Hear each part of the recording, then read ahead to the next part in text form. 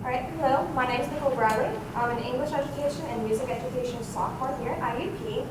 And for those who know me, I'm a huge Sherlock Holmes fanatic. Now, I decided to do my presentation not only on just Sherlock Holmes, but how this character has changed our world. And I decided to narrow it down into 3 areas. That being science, focusing in on crime investigations with forensics and deduction, literature with the mystery detective genre, and a new genre created by fan fiction, and pop culture, which is the whole purpose of this conference, which deals with media, fandom, and Sherlock Holmes as an icon. First off, a little bit about Sherlock Holmes for those who may not know about the famous detective. He's a fictional consulting detective created by Sir Arthur Conan Doyle. He was inspired by a professor that Conan Doyle had in school by the name of Dr. Joseph Bell. Sherlock Holmes is the main protagonist in Doyle's stories, alongside his companion, sidekick, and biographer, Dr. John H. Watson. Now first, on the influence and science that Sherlock Holmes had. Sherlock Holmes in his stories, starting with the very first one, is Study in Scarlet, is described as a man in science, Dr. Watson announcing that he has this knowledge in chemistry that is profound.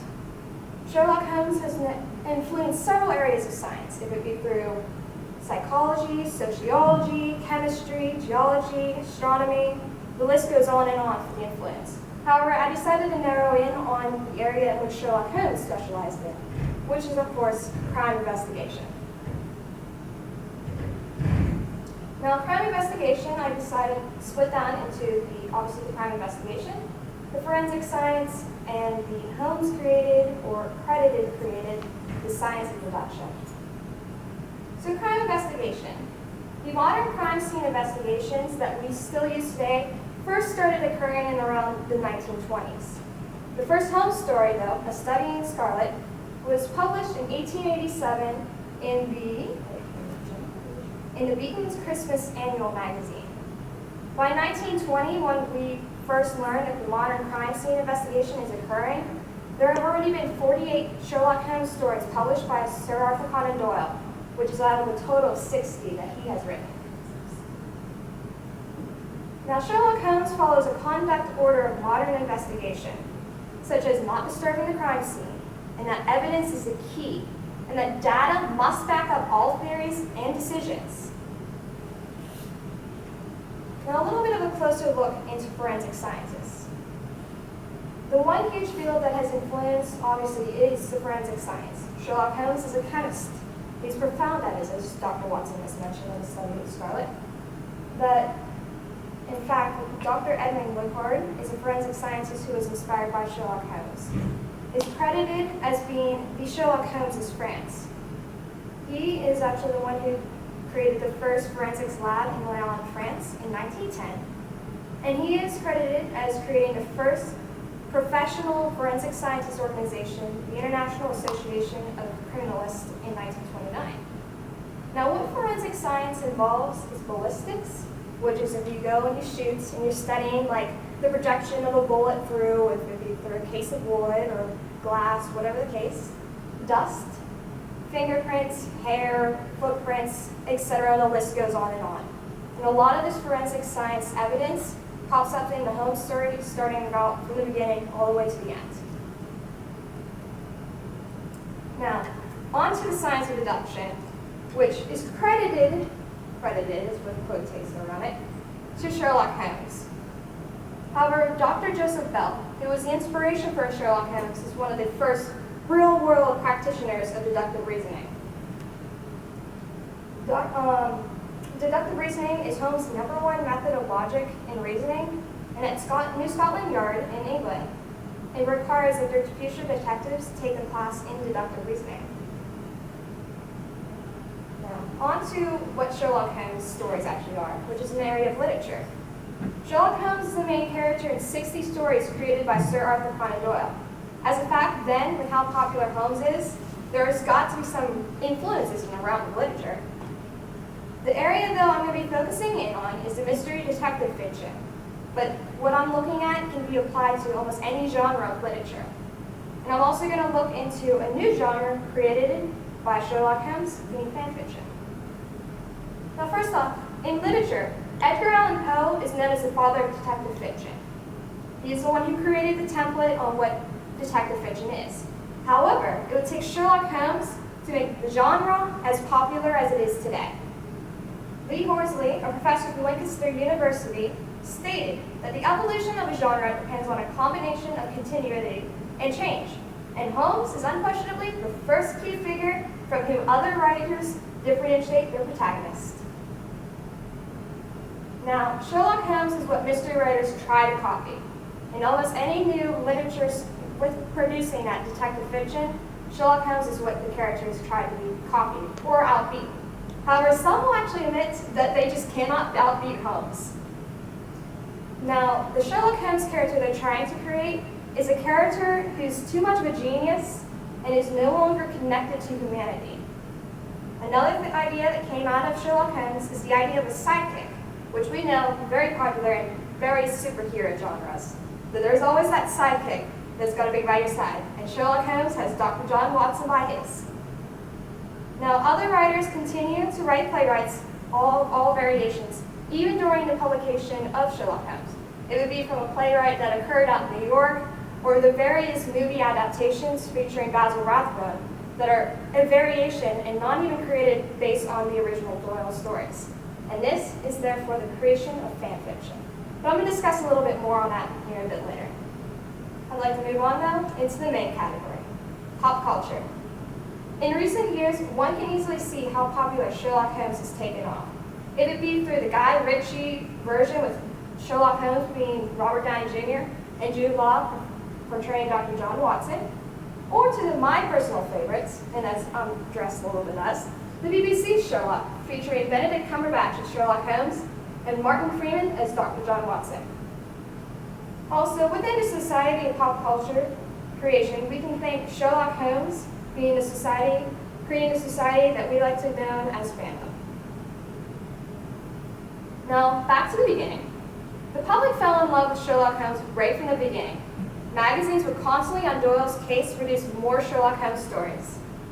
Doyle, on the other hand, was not as a fan of the detective he was famously known for creating, so Doyle demanded £50 for each story that he produced to the magazine, which the magazine company agreed to pay. Now, £50 today is not a whole lot. However, if we convert that £50 back in 1887 to modern times, that would be over £20,000, or here in the United States, over $30,000, maybe even leaning close to $35,000. Right. So if you think about it, The Study in the Scarlet, which is just a short story, Sir Arthur Conan Doyle was getting close to $35,000 for it, just for one publication. Now, Doyle did come up with a plan though to kill off the famous detective.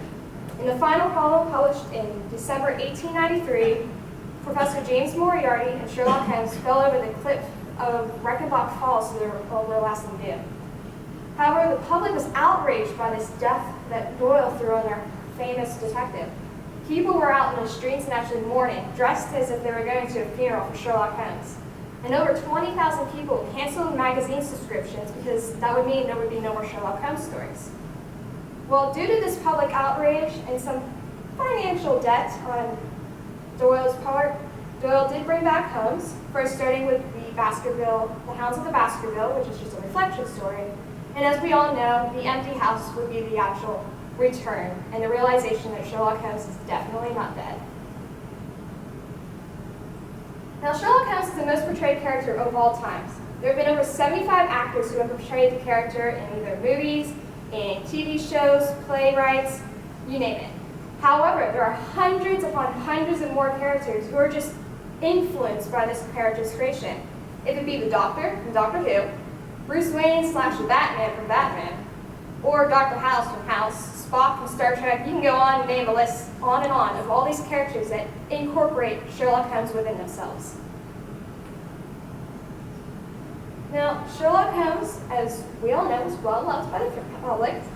It was something the general public couldn't get enough of, and the public was outraged by the death of this character. And this all adds up in recognition of what we all call today the fandom. So what is fandom? Fandom is defined as a realm of avid enthusiasts, and it is actually a word that originated back in 1910, which is around the same era in which all the Sherlock Holmes stories were being published. Fandoms today are responsible for content such as fan fiction, to fan clubs, fan mail, or as I like to refer to it on the social media side, the Tumblr Society. Gosh knows there's enough blogs of those out there. The first known Sherlock fandom group is actually an older group, started back in 1934 by Christopher Morley. It's known as the Baker Street Irregulars. Though I'm sorry, even though I'd like to try and get into this, it's actually an invite-only group. And then, as I mentioned earlier, fan fiction actually occurred back during the Sherlock Holmes times, with like stories in which Basil Rathbone actually started. Now, in addition, Sherlock Holmes is a pop culture icon. And as you can already tell, based on these images, you can all already pinpoint that they relate to Sherlock Holmes. So the bottom corner with the detective leaned over a table, that was just by Google searching mystery fiction, and that's one of the first images that pop up. And it features a detective dressed just like Holmes. And of course, we all know that the famous deer stalker is obviously a Sherlock Holmes hat. And then if you go to London, be sure to check out the Baker Street Underground station, because you might see a silhouette of Sherlock Holmes there on the wall. Now, in reflection, Sherlock Holmes has influenced science, particularly areas in criminal investigative science, literature and mystery detective fiction and fan fiction, and pop culture with media, fandom, and the icon. So in conclusion, Sherlock Holmes is not going away for a very long time. And I'd like to open up this moment for any questions. Yes. When you were saying that, like, over 100 characters have been portrayed as Sherlock Holmes, were you saying that they just took parts of his personality? It's parts of his personality, yes. Oh, okay. So it's like, it's characters, it's almost like saying, I created this character based off of Abraham Lincoln, but it's not Abraham Lincoln. So that's basically what it is for Sherlock Holmes. Oh. So obviously, Batman is not Sherlock Holmes. Yeah. However, the way he's portrayed in his own stories and his own actions is very much a copy of Sherlock Holmes. And the one case I really picked up on and did a lot more research on was the Dr. House case, which House is no longer on TV, sadly. It's a good show. But it actually has within it that his partner's last name is Wilson, which is supposed to portray as like going off of Watson. His apartment number is 221B and some other address besides Baker Street. So like Dr. House was like definitely a copy of Sherlock Holmes. But it's just those different portrayals that are definitely influenced by the character. I guess I understand that your presentation was based off of Sherlock, but I was curious about your opinion on other fandoms that have, I guess, newly come up, such as the Lord of the Rings fandom that was written much, much before Sherlock.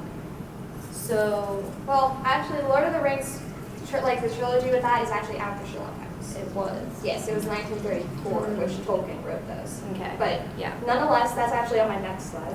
Which, Okay. is there any other questions? Yes. I like the BBC Sherlock too, but I was wondering, do you think that the Robert Downey Jr. movies, sort of, because he's much more aggressive in that, he doesn't use, I mean, he still is a detective, he's still Sherlock, but do you think that that takes away from the overall image of the traditional I Sherlock think Holmes? part of it does. But Robert Downey Jr. is a very interesting case. It is still Sherlock Holmes' portrayal. And I love Jude Law specifically as Watson because I feel that is fairly accurate on Jude Law's part, but Jude Law has been quoted as being a massive Sherlock Holmes fan. In fact, he was in the Jeremy Brett's original series, which was 1984 to 1992, that ran. He was actually a character back then too. But the way the Guy Ritchie version is, it's very Americanized, which is the same case with like the show Elementary, which is kind of like playing off of a romantic element with Joan Watson and Sherlock Holmes. But it's Americanized, so you have that action, crime-fighting scene that you like picture in like the BBC show Ripper Street. Like you picture those fighting scenes and everything. And Sherlock Holmes was known to be famously active in martial arts. He was a martial artist. And if you compare it to his brother, kind of off topic, Mycroft Holmes was supposed to be the brains, and Sherlock Holmes was supposed to be more of the crime-fighting. But nonetheless, It does pull away from what the original stories actually are, but I think it's just a case of it being Americanized for the American population. All right, anything else? All right, so based off of what you were going at, Danielle, Sherlock Holmes is only but one large literary character who has influenced the world. But there are hundreds of other characters who have influenced the world. Be it Superman, the Bilbo Baggins from The Hobbit, Gandalf, Dumbledore. There are characters who do influence the world. Sherlock Holmes is just one of the oldest and one of the most well-known characters, and he's been around one of the longest, so he has much of a stronger influence. But if you do look at those other characters just have as much of an influence on the world. So I'm going to leave you with this little question of what other characters can you think of that have influenced the world today? And that's why we're excited. Thank you.